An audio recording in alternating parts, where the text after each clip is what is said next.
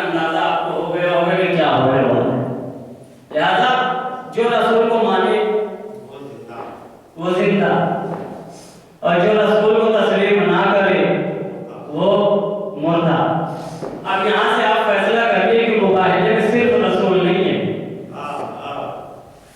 چادر تطہیر میں صرف رسول نہیں ہے، دنیا کے جتنے بھی کام تھے، کتنے کام سارے رسول نے اکیلے کیے،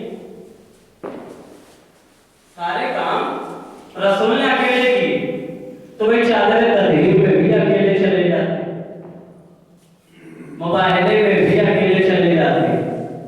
اگر نہیں رسول کا اپنی آل اولاد کو ساتھ میں لے کر یہی بتانا چاہ رہے ہو کہ صرف مجھے نہ ماننے والا مردہ نہیں ہے، ان کو بھی نہ ماننے والا مردہ ہے، ان کو بھی جو اگر تسلیم نہیں کرے گا وہ مردہ ہے۔ اب یہاں سے بات بالکل آسان ہو گئی ہے کہ مردہ زندگی اور موت جو ہم سمجھتے ہیں وہ نہیں، زندگی اور موت جسے ہم سمجھ رہے ہیں ظاہر دنیا سے رخصت ہو گیا، ہم اسے مردہ سمجھ رہے ہیں، جو ہمارے درمیان چلتا پھرتا نظر آ رہا ہے وہ زندگی ہم سے سمجھ رہے ہیں، حقیقت میں تو زندہ یہ ہے ہی نہیں جو ہمارے سامنے چل رہا ہے، اور حقیقت میں مردہ وہ ہے ہی نہیں جو قبر میں لیٹا ہوا ہے۔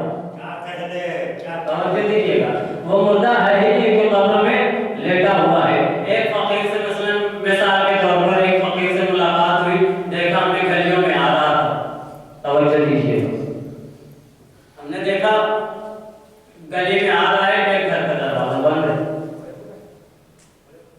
اس گھر کے پاس آ کر دب الباب کیا فقیر نے، ایک آواز دی، دو آواز دی، حتیٰ کہ 4 سے 5 آوازیں دے دی، کسی نے دروازہ نہیں کھولا۔ فقیر وہاں سے نکل کر کہتا ہوا چلا کہ سب کے سب مردے ہیں، سب کے سب مردے ہیں، حالانکہ 4 دیواری کے اندر کچھ زندہ لوگ بیٹھے تھے، فقیر کے کہنے پر دروازہ نہیں کھولا، فقیر نے کہا سب کے سب مردہ ہے۔ اس کا مطلب زندگی اگر کوئی زندہ بھی ہو تب اس بھی اسے زندہ نہ کہنا، بلکہ یہ دیکھو کہ کون نکل کر اس فقیر کی مدد کرتا ہے، اگر جو مدد کرتا ہوا نظر آ جائے تو سمجھئے وہ زندہ، اور جو فقیر کی آواز پر اگر دروازہ بھی نہیں کھول رہا تو اس کا مطلب وہ مردہ۔ جملہ بدل کر کہوں، جو دوسروں کو فائدہ پہنچائے وہ زندہ، جو فائدہ نہ دے وہ مردہ۔ بھائی مثال آپ کے سامنے سب جو ہے الگ الگ جگہ الگ الگ گاؤں قریے تعلق رکھتے ہیں، بنجر زمین کسے کہتے ہیں؟ بنجر زمین جو اناج نہ دیتی اسے آپ کیا کہتے ہیں؟ یہ زمین مردہ ہو چکی ہے، یہ زمین مردہ ہو چکی ہے، کیوں؟ اس لیے کہ کچھ اناج دیتی ہی نہیں۔ اس کا مطلب آپ کی نگاہ میں زندگی اور موت یہ ہے کہ جو آپ کو اناج دے کر فائدہ دے وہ زندہ، جو فائدہ نہ دے وہ مردہ۔ تو آپ یہیں سے آپ فیصلہ خدا کریے کہ اگر آپ بھی کسی کو فائدہ پہنچا رہے ہیں تو پھر آپ زندہ، اور اگر آپ کسی کو فائدہ نہیں پہنچا سکتے ہیں تو پھر آپ مردہ۔ یہاں سے ہمیں لے کر کے چلنا چاہیے، اور پہلی بات تو یہ ہے کہ ہم جس دروازے کے ماننے والے ہیں، جس در کے ماننے والے ہیں، ہمیں زندگی اور موت وہیں سے نظر آ جاتی ہے، زندگی اور موت وہیں سے نظر آ سکتی ہے۔ علی کے عشق میں اگر جینا سیکھنا ہو تو سلمان سے سیکھیے، اور علی کے عشق میں اگر مرنا سیکھنا ہے تو پھر سب سلمان سے سیکھیے۔ صلوات پڑھے محمد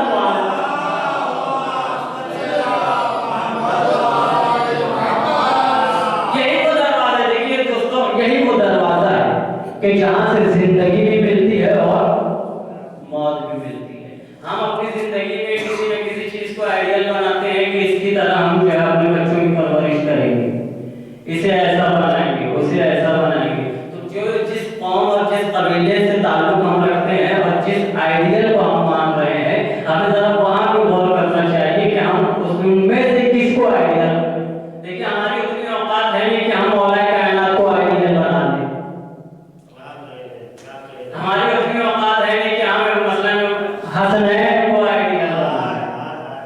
اس لیے کہ ہم ان کے غلاموں کی جوتیوں کے برابر بھی نہیں ہے. ہمیں اگر عبادت بنانا ہے تو سب سے پہلے مولائے کائنات نہیں، غلام مولائے کائنات کو دیکھنا ہوگا. کیا ہے؟ میں نے کسی مجلس میں تذکرہ کیا تھا جناب قمر کا. یہیں سے میں بات کو دیکھیے آغاز کرتا ہوں کہ کہاں کس طریقے سے ہمیں زندگی ملتی ہے اور کس طرح سے ہمیں موت ملتی ہے. جناب قمر جو ہے حبش کے رہنے والے تھے. یہ تاریخ عام طور پہ لوگ دیکھیے، میری عادت ہے 2-2.5 سال سے میں خیبر خندق پڑھتا تھا. میں وہ چیزیں آپ تک پہنچانے کی کوشش کرتا ہوں جو بہت کم پڑھی اور سنی جاتی. مثلا یہ قمر سلمان کے سمے قمار کو تو سب جانتے ہیں، لیکن ان کی ہسٹری کیا ہے یہ بہت کم لوگ جانتے. تو میں یہیں سے آغاز کرتا ہوں اور اپنے موضوع سے انشاءاللہ یہیں سے میں متصل ہو جاؤں. جناب قمر حبش کے رہنے والے تھے، بہت بادشاہ گھرانے کے تھے. چھوٹے تھے، بچپنے میں باپ کا انتقال ہوا. باپ نے ساری جائیداد اپنے بھائی کے نام کی، اور بھائی کے نام کرنے کے بعد کہا کہ جب میرا بچہ قمر کا نام پہلے قمر نہیں تھا بلکہ جو ہے فتح. جناب قمر کا نام پہلے فتح. باپ نے کہا اپنے بھائی کو جائیداد دے کر کہا کہ جب بڑا ہو جائے تو اپنی بیٹی کی اس سے شادی کر دینا اور ساری جائیداد اسے واپس کر دینا. باپ جائیداد دے چکا، بھائی فتح بڑے ہوئے، قمر بڑے ہوئے. بڑے ہونے کے بعد کہا اور شادی کر لو، جائیداد واپس دے دو. دیکھیے جو منصب پر زبردستی اگر بیٹھ جاتا ہے تو پھر جلدی اترنے کا نام بھی نہیں لیتا. جو منصب پر اگر زبردستی بیٹھ جائے تو پھر جلدی اترنے کا نام نہیں لیتا. چاہے کسی کو کہنا پڑے کہ تیرے باپ کا ممبر نہیں لینا، چاہے کسی کو یہ بھی کہنا پڑے کہ یہ میرے باپ کا ممبر ہے، تجھے اپنے باپ کا ممبر ڈھونڈ کر اس پہ جا کر بیٹھ. جو زبردستی بیٹھ جائے پھر وہ جلدی اترنے کا نام نہیں لیتا. جناب قمر بڑے ہوئے، چچا نے جو ہے باپ کے بھائی میں شرط رکھی کہ میں نے سنا ہے کہ عربوں میں ایک بہادر آیا ہے جس کا نام علی ہے. ایک میری شرط یہ ہے کہ بیٹی کی شادی بھی تم سے کر دوں گا اور جائیداد بھی تمہارے حوالے کر دوں گا، مگر شرط یہ ہے کہ مجھے علی کا سر چاہیے. مجھے علی کا سر چاہیے. علی کا سر کاٹ کر کے لا کر مجھے دے دو. بہادر تھے. کہا کتنے لوگوں کا سر کاٹ؟ کہا کتنے لوگوں کا نہیں، صرف ایک علی کا سر کاٹ دے. چلے حبش سے جو ہے عرب کی طرف چلے. کچھ قریب پہنچے کہ دیکھا کہ سامنے سے ایک جوان آ رہا ہے. جناب قمر فتح نے جوان سے پوچھا کہ تم علی کو جانتے ہو؟ کہا علی کو جانتے ہو؟ آنے والے نے کہا کہ تمہیں علی سے کیا کہا؟ مجھے علی سے جنگ لڑنا ہے، علی کا سر کاٹنا ہے اور سر لے کر کے جانا ہے مجھے علی کا. جو سامنے ملا تھا اس کے ہاتھ میں ایک بیلچہ ہوا تھا، بیلچہ تھا. اس نے کہا کہ علی سے بعد میں لڑنا، پہلے مجھ سے جنگ کر لو. کس سے کہہ رہے جناب قمر سے. کہا بعد میں لڑنا، پہلے مجھ سے جنگ کر لو. کہا تم کون؟ کہا عبداللہ، اللہ کا بندہ. اس نے جناب قمر نے ایک تلوار نکالی. بہت آہستگی سے میں پیغام پہنچا رہا تھا کہ ایک تاریخ آپ کو یاد ہو کہ ہسٹری کیا ہے. جناب قمر نے تلوار نکالی، وار کیا. اس نے بیلچے سے اس طرح سے اس وار کو نہیں روکا کہ تلوار کے 2 ٹکڑے ہو گئے. تلوار کے 2 ٹکڑے ہو گئے. آنے والے نے کہا اور کچھ ہے؟ جناب قمر نے گرز نکالا. کہا تمہارے پاس کیا ہے؟ کہا میرے پاس یہی بیلچہ ہے. میرے پاس یہی بیلچہ ہے. جناب قمر نے گرز سے وار کیا. اسی بیلچے سے گرز کے وار کو بھی روکا. توجہ دیجیے گا. اب یہاں پر جملہ صرف کروں، دیکھتا ہوں کتنے بیدار ہیں. جس کے ہاتھ हाथ में एक बेलचे का ये असर है, अगर उसके हाथ में जुल्फकार आ जाए तो क्या होगा? उसके हाथ में अगर जुल्फकार आ जाए तो क्या होगा? वार को रोका और इस तरीके से अब्दुल्ला ने, याद रखिएगा, इस तरीके से अब्दुल्ला ने जनाब कंबर की गर्दन को पकड़ा और इस तरीके से तारीफ बताती है कि अब कंबर की सांसें रुक जाएंगी। कंबर की अब सांसें रुक जाएंगी। एक मतलब जनाब कंबर से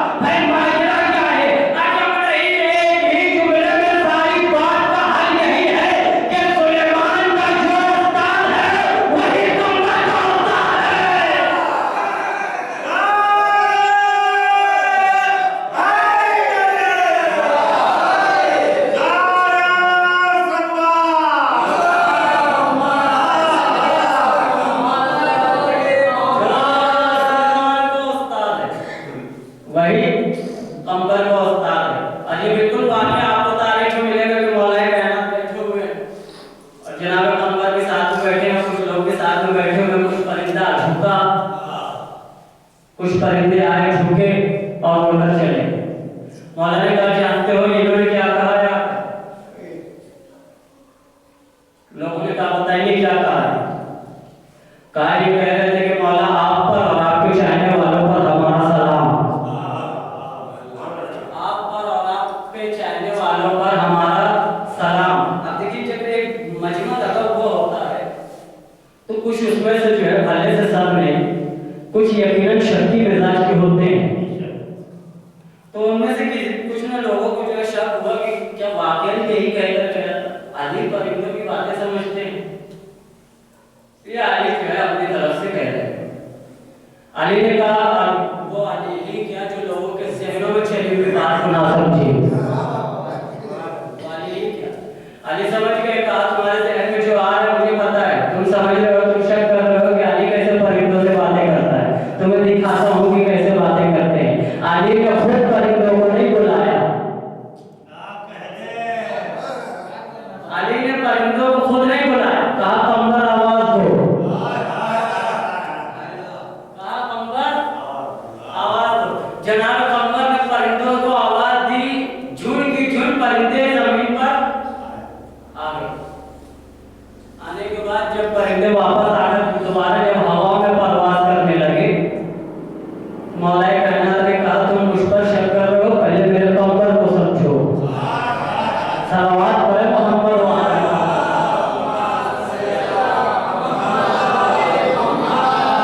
देखिए ये सारी बातें इसलिए कहने का मतलब सिर्फ यही है कि चाहे कोई अली का सर कलम करने ही क्यों आ रहा, लेकिन अगर सच्चे दिल से इनके दरवाजे पर सर को झुका दे आने के बाद, तो फिर ऐसा परवान चढ़ाया जाता है वो। यहाँ तक कि ये तो गुलाम है। कुछ लोगों को तारीख में आपको कुछ ऐसे मिलेंगे कि अली ने उन्हें अपना बेटा कहा है। खुदा की कसम अभी जब जाहिर करूंगा तो आप भी हैरत में आएंगे। कुछ लोगों को तारीख में अली ने अपना बेटा कहा है, और किसे कहा है? मोहम्मद बिन अबी बकर। कितने खलीफा है? पहले नहीं, इनके बेटे को मौला कायनात ने क्या कहा? ये मेरा बेटा है। क्यों? इसलिए कि किरदार अच्छा हो गया था, रफ्तार गुफ्तार सब कुछ ठीक होने के बाद जब सब कुछ ठीक हो गया तो अली ने कहा ये मेरा बेटा है।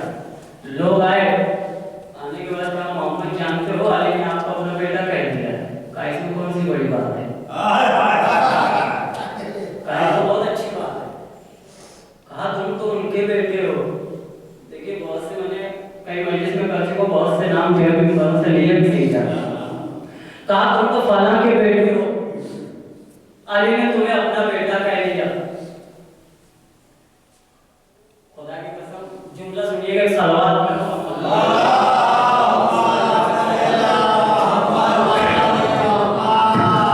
बिल्कुल भी लहजे, बिल्कुल आहिस्ता से बगैर लहजे के दे रहा हूं। बहुत बड़ा जुमला हवाले कर रहा हूं।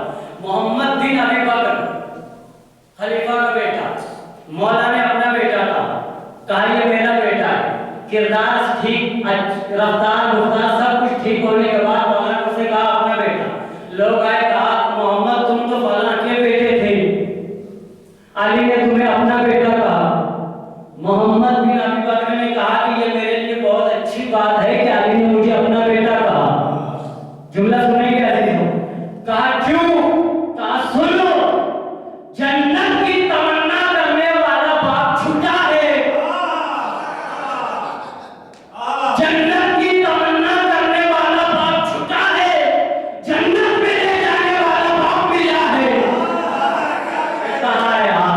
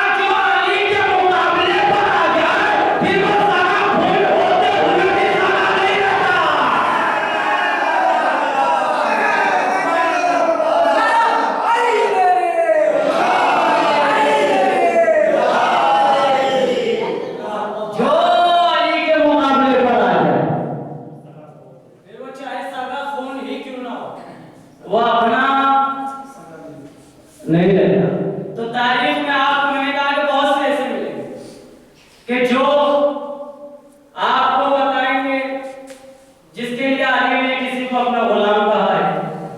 یہاں پر صحابی مولا کائنات اصحاب مولا کائنات کا پورا اشارہ پڑھ سکتا ہوں میں. ایک ایک نام الگ الگ لے لیجیے. بیسا تمار روشید سلمان ایک ایک مجلس پوری ایک ایک صحابیت پر. اور انشاءاللہ میں سوچ کر کے رکھا ہوں کسی وقت اگر موقع لگا تو اصحاب امام علی پر انشاءاللہ پوری پوری گفتگو کی جائے گی. 4 کوالٹی ہے اصحاب مولا کائنات میں. اس میں سے ایک کوالٹی ہے کہ جسے خاصان علی کہا جاتا ہے. ایک کوالٹی کا نام ہے خاصان علی, جو علی کے خاص ہے. انہیں خاص میں قمر کا نام ہے. انہیں خاص میں خاص صحابیوں میں جناب قمر کا نام. تو بہت سے, میں کہنے کا مطلب یہ ہے کہ بہت سے ایسے آپ کو تاریخ میں ملیں گے کہ جنہیں مولا نے اپنے, اب میں نے کہا کہ جو ہے ان کے در پر بلانے والا, جو ان کی آواز پر لبیک کہہ کر آئے وہی زندہ ہے. جو ان کی باتوں کا انکار کرے وہ ہے مردہ. اب اگر ہمارے ذہنوں میں کوئی بات چل رہی ہے کہ ہمیں ایسا لگ رہا ہے کہ روڈ پر چلنے والا زندہ ہے, تو یہ ہماری غلط فہمی ہے. یہ ہماری غلط فہمی ہے. اس لیے کہ آپ کو جیتے جاگتے گھر میں بھی مردے نظر آ جائیں گے اور کہیں کہیں قبر میں بھی زندے نظر آ جائیں گے. توجہ دیجیے گا, کہیں کہیں تو قبر میں بھی زندگی دکھ جائے گی. اور یہ بات میں تفصیلی بیان نہیں کرنا چاہتا ہوں کہ جناب سلمان فارسی کا جو واقعہ میں بیان کر چکا ہوں کہ قبر کے پاس جا کر کہتے ہیں کہ تجھے علی کا غلام کہہ رہا ہے, کھڑا ہو جا. قبر سے مردہ نکل کر کے باہر چلا ہے. یہ تفصیلی میں نہیں جانا. بہرحال غور فرمائیے گا کہ زندگی اور موت جسے ہم سمجھتے ہیں وہ نہیں ہے. جسے ہم زندہ سمجھ رہے ہیں خدا کی نگاہ میں وہ مردہ ہے, اور جنہیں ہم مردہ سمجھ رہے ہیں خدا کی نگاہ میں وہی زندہ ہے. لہذا ہماری سوچ بالکل الگ ہے, اللہ کا ارادہ بالکل الگ ہے. توجہ دیجیے گا, اللہ کا ارادہ بالکل الگ ہے. لہذا کبھی یہ نہ سوچے کہ ہمارے درمیان سے مردہ اٹھ کر چلا گیا, انتقال فرما گیا تو مردہ ہو گیا. نہیں, مردہ بالکل بھی وہ نہیں ہوتا, بلکہ وہ زندہ ہوتا ہے. اور یہی زندگی اور موت کی اگر مثال کسی نے بتائی ہے تو پھر علی کے غلاموں نے بتائی ہے. دار پر جا کر علی کے عشق میں گردن اور زبان کو کٹوا دینا یہ زندگی ہے. توجہ. اور اگر آپ کو یہ لگتا ہے کہ انسان کا سر کٹنے کے بعد مردہ ہو جاتا ہے تو پھر نو کے نیزہ پر جو تلاوت ہو رہی ہے اس کے بارے میں کیا کہیں گے؟ صلوات پڑھو محمد و علی محمد.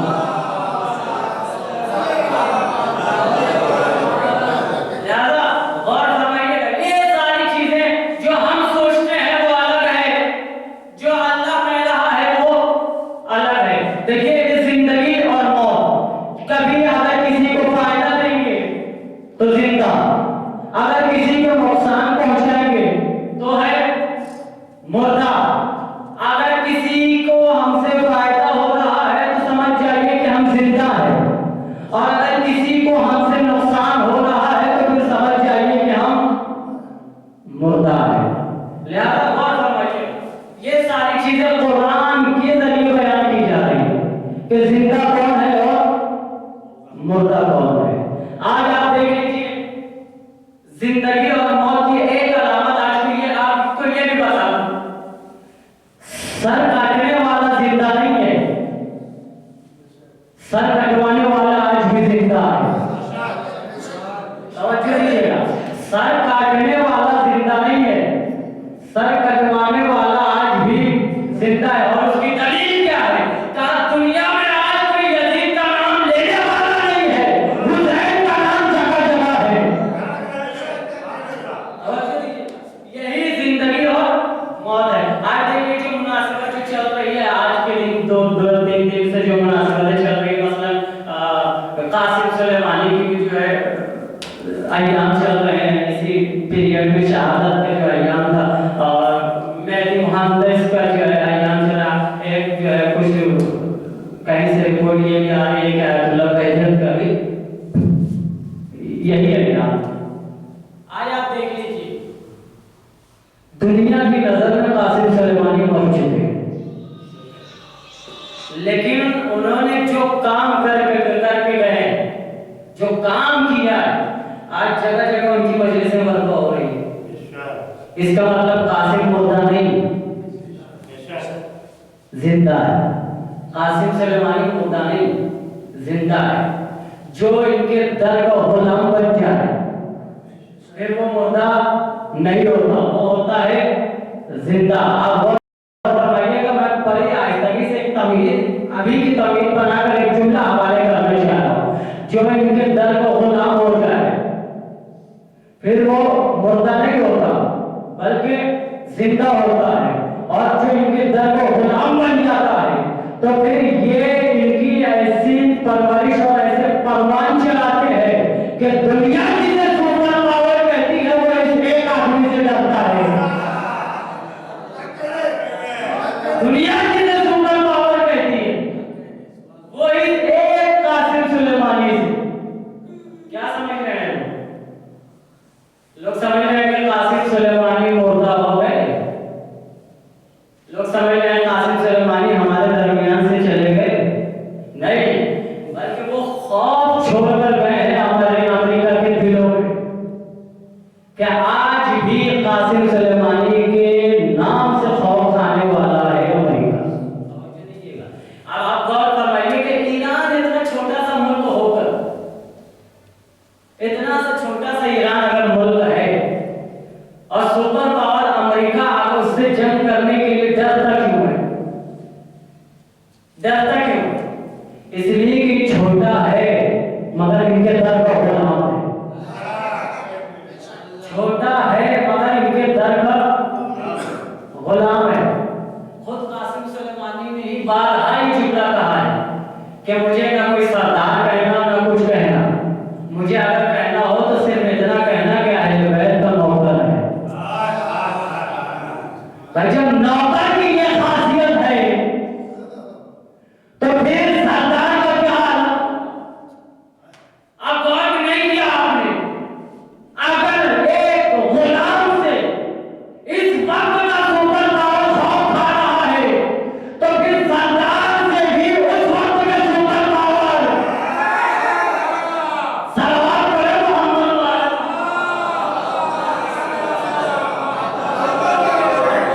اب بھی غور نہیں کیا آپ نے، صرف شام کا لشکر نہیں، یفالا سے لشکر منگوایا، ادھر سے منگوایا، ادھر سے منگوایا، ہر جگہ سے لشکر منگوا دیا، لیکن ڈر رہا تھا صرف 72 سے۔ بھائی ڈر تھا تبھی تو لشکر منگوایا۔ 72 کے مقابلے پر اگر 1000 منگوا لیتا کافی نہیں تھے؟ 1000 اگر بلا لیتا کہیں سے لشکر کافی نہیں تھے؟ جو سب سے کم روایت جو بتائی جاتی ہے ہماری تاریخ میں کہ جتنے بلائے گئے تھے کم سے کم 30,000۔ 30,000، 9 لاکھ کو چھوڑیے آپ، وہ تو بعد کی روایت۔ 30,000 کم سے کم بتائی جاتی ہے۔ کہاں 72، کہاں 30,000، کہاں 72 اور کہاں 30,000۔ 72 اتنے کم ہونے کے بعد بھی حسین چراغوں کو بجھا کر کہہ رہے تھے جسے جانا ہے چلے گا۔ صلوات پڑھے محمد۔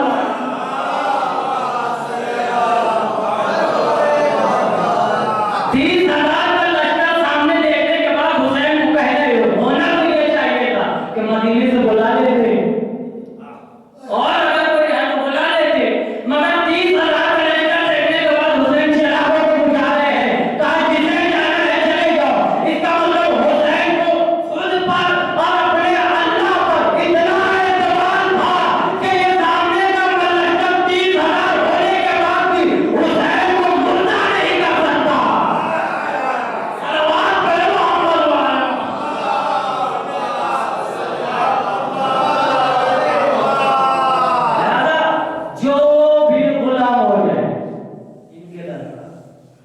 میں آپ کو ہزاروں مثال دے سکتا ہوں تاریخ کی ان کے گھر جا کے غلاموں کا کیا عالم ہوتا ہے. اور سب سے فہرست میں سب سے اول اگر نام آتا ہے تو آپ دیکھ لیجیے قصہ سلمان فارسی، میسر تمام، قنبر، جتنے بھی آپ نام اٹھا لیجیے، روشن، ان سب کا میں انشاءاللہ پھر کبھی موقع رہا تو آپ کو میں ایک بیان انشاءاللہ ایک صحابیوں کے حوالے سے گفتگو کرتا رہوں گا. لہذا کوشش یہ کیجیے میرے سے کہ اپنے صفات میں ایک صفت یہ پیدا کیجیے کہ خود کو ان کا غلام کہیے، خود کو ان کا غلام کہیے. دنیا کے اگر آپ لاکھ طاقتور ہوں،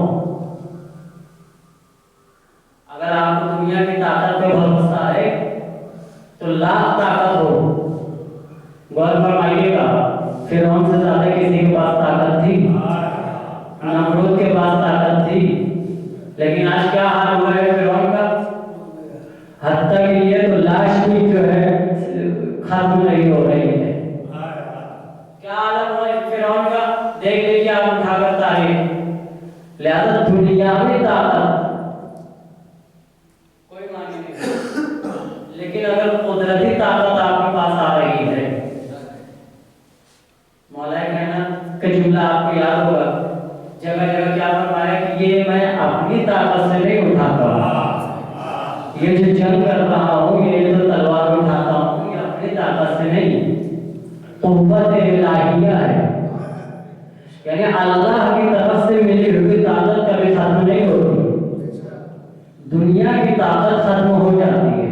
لہذا اپنے اندر ایک صفت یہ پیدا کیا جائے کہ آپ ان کے غلام ہیں. غور فرمائیے کہ میں یہی سب کی بات کو تمام جس دن آپ ان کے در کے غلام بن جائیں گے، اس دن کبھی کسی چیز کی کوئی بھی تکلیف اور کوئی پریشانی نہیں ہوگی، کوئی بھی تکلیف اور پریشانی نہیں ہوگی. اس لیے کہ وہ گھرانہ ہے جو نو کے نیزہ پر بھی تلاوت کر کے بتاتا ہے ہم زندہ ہیں. اور کچھ غلام آپ کو ایسے بھی ملے گی، لیکن حقیقی غلام بننا ہے، حقیقی غلام جس طرح سے حبیب ابن مظاہر، سعید، زہیر، ان کے در کے اگر آپ غلام بن رہے ہیں تو پھر اس طریقے سے غلام بنیے کہ تیروں کی بارش ہوتی رہے لیکن اپنے کو کبھی پیچھے نہیں ہٹائے گا. ان کے غلام یہ واقعہ عزیز وہ گھرانہ ہے کہ جو قوت الہیہ اگر کسی کو عطا کر رہا ہے تو اس کے پیچھے بھی ایک راز ہے، بہت بڑا راز ہے. یقیناً یہ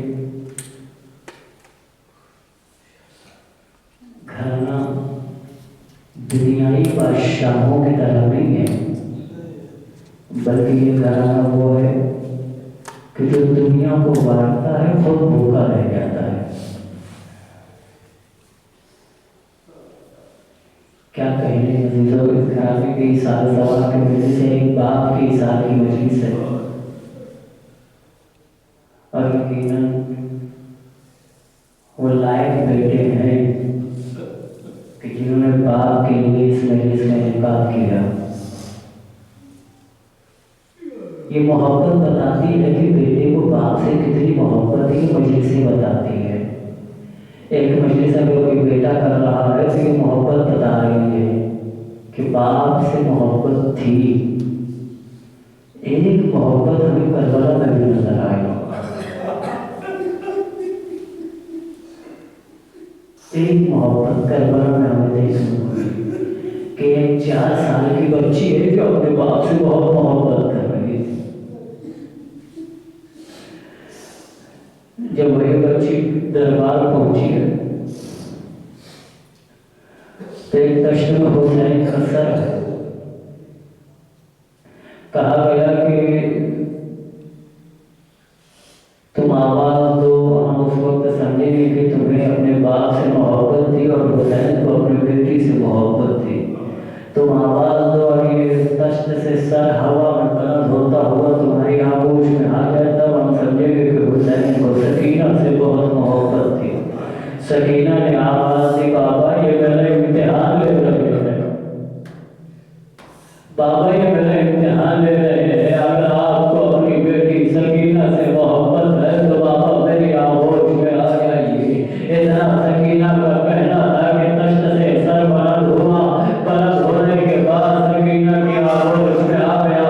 سکینہ نے سر میں سے کپڑا ہٹایا، دیکھا خون میں تر ہے پورا سر حسین کا۔ ایک مرتبہ سینے سے لگا کر کہتی ہے بابا، بابا یہ آپ کے بالوں پر یہ مٹی کہاں سے آئی بابا، بابا یہ آپ کے چہرے پر خون کیسا ہے بابا۔ ابھی سکینہ اپنے باپ کی خیریت لینے کے بعد اپنے بابا کو اپنا حال سنا رہی ہے۔ اے بابا جب سے آپ کی شہادت ہوئی ہے سکینہ تب چکا چلا رہی ہے۔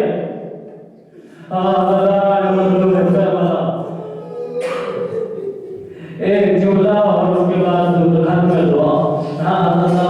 جب سکینہ کی بھی شہادت ہو گئی، سنو گے جملہ، سکینہ کو بڑی حسرت تھی اپنے بابا سے ملنے کی اور اپنے چچا عباس سے ملنے کی بڑی حسرت تھی۔ روایت کہتی ہے جب سے ایک ایک سر لائے جا رہے تھے تو ایک ایک کا سر آتا تھا، کبھی علی اکبر کا سر آ رہا تھا، کبھی عمر محمد کا سر آتا تھا، کبھی قاسم کا سر آتا تھا، کبھی کسی کا سر آ رہا ہے۔ اب جیسے ہی ایک بندہ ہر سر آتا تھا بیبیاں حلقہ بنا کر لاہور ماتم کیا کرتی تھی۔ اچانک ایک مرتبہ شور اٹھا، کہا کس کا سر آ رہا ہے؟ اگر بولے یہ آواز ہے عباس، عباس کا سر آ رہا ہے۔ تمام بیبیاں حلقہ بنا کر سر عباس کے قریب آ کر ماتم کرتی رہی۔ ایک مرتبہ ایک ضعیف بوڑھا آگے بڑھا، آگے بڑھنے کے بعد کہتے ہیں بھوبی اماں لاؤ میرے چچا کا سر میرے حوالے کر دو۔ روایت کہتی ہے زین العابدین نے عباس کے سر کو لیا، ایک ننھی سی لحد کے قریب آئے، لحد پر اپنے سر کو رکھا، آواز دی اے بہن سکینہ تمہارا چچا آ گیا، لو تمہارے چچا کو تمہارا حال سناؤ، بتاؤ چچا عباس کو کہ تمہارے کانوں سے جملے نیلے گئے، بتاؤ چچا عباس کو تمہیں تعزیارے مانگے گئے، بتاؤ چچا عباس کو تمہارے تماچے لگائے گئے۔ روایت کہتی ہے قبر افضل قبر سکینہ پر سر عباس کی آنکھوں سے آنسو جارے ہوئے، آواز دی اے سجاد آواز سکینہ کی مصیبت نہ سناؤ، یہ عباس سے برداشت نہیں ہوتا۔ سیدنا الذي نظر قوي مقر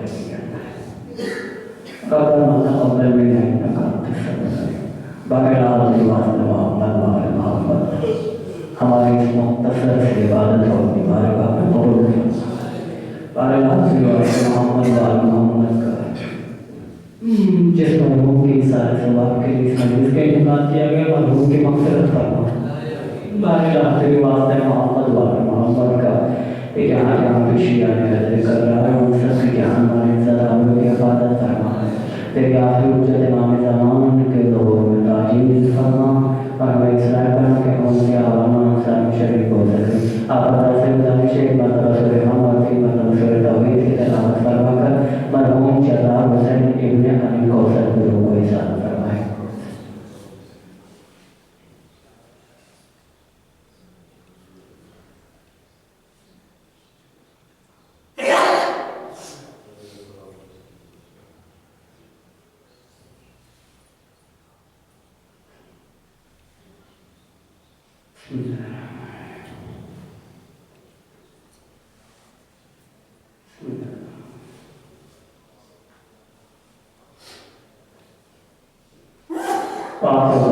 الحمد لله رب العالمين ربنا تقبل منا انك انت السميع العليم۔ متوجہ ہے ماتا میں ہوش ہے